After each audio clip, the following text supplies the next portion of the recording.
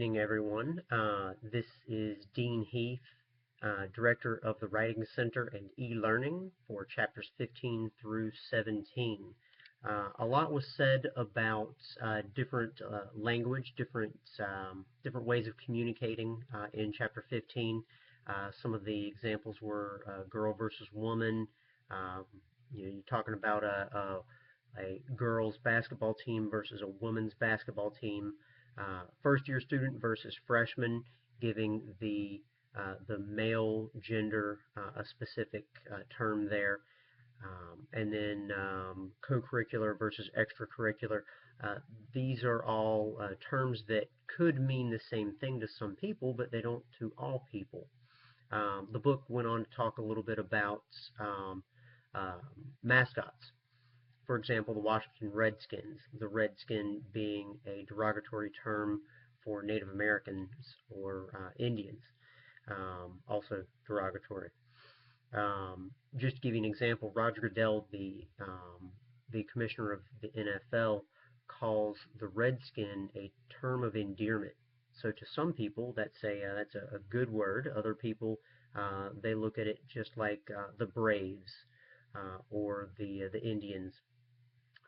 So in an effort to not upset anybody, they are asking that they change the name of the Washington Redskins. That's why we use terms like first year student versus freshman. Um, the book talked about challenging assumptions, to look at the alternative, to look at the opposite end.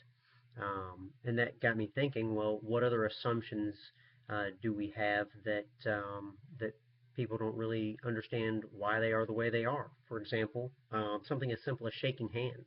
We shake hands with the right hand, and some people know that that's because back in the day, the right hand was considered the weapon hand, and if you were extending that out to somebody, that meant that you didn't have a weapon and you could be trusted. And so that was one of those assumptions that I wanted to point out.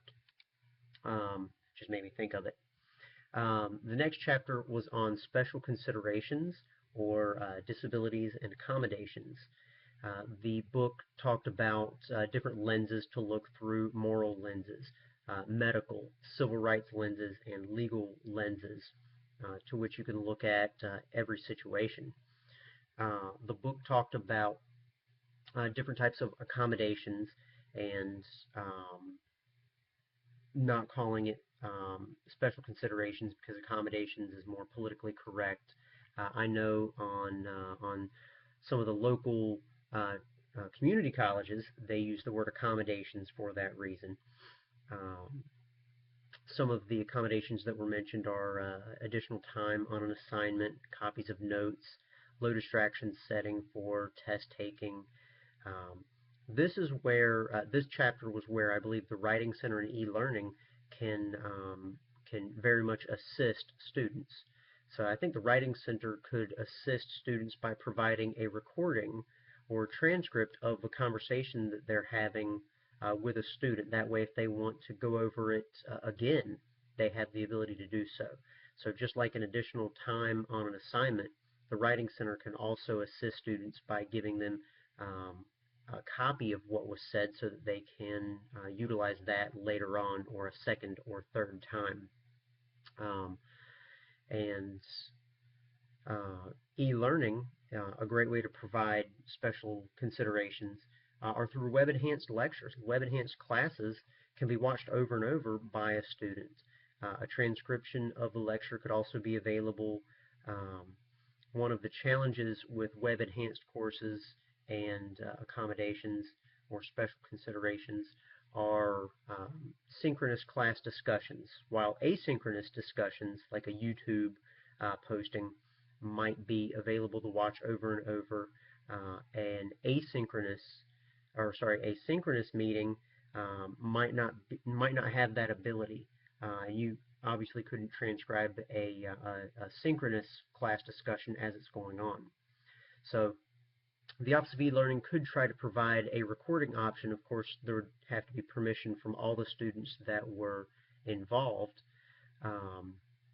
but that might be an option that we could look into. One of the quotes from the book that stood out to me mentioned um, paralyzed limbs may not particularly limit a person's mobility as much as attitudinal and physical barriers. That got me thinking. My father, who has been in a wheelchair for more than 10 years, has had to try to keep a positive attitude. He's got a saying, it's not very politically correct, but he says that some days suck, other days suck less, but I have to stay excited for the ones that don't suck at all. And it got me thinking that attitude plays a huge role in these students' lives. So we have to make sure that we can help them keep a positive attitude.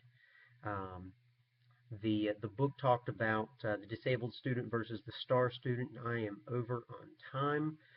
Real quick, the book also talked about the flexibility with two-year schools being a problem, that the school is too accommodating. My thoughts on that are if the school's problem is that they're trying too hard to help students, then that's a problem that they can accept. Um, the chapter 17 was on mental health issues, and we can talk about that in class. But the big issues for the Writing Center and e-learning were mainly with the middle chapter on special considerations. Thank you very much.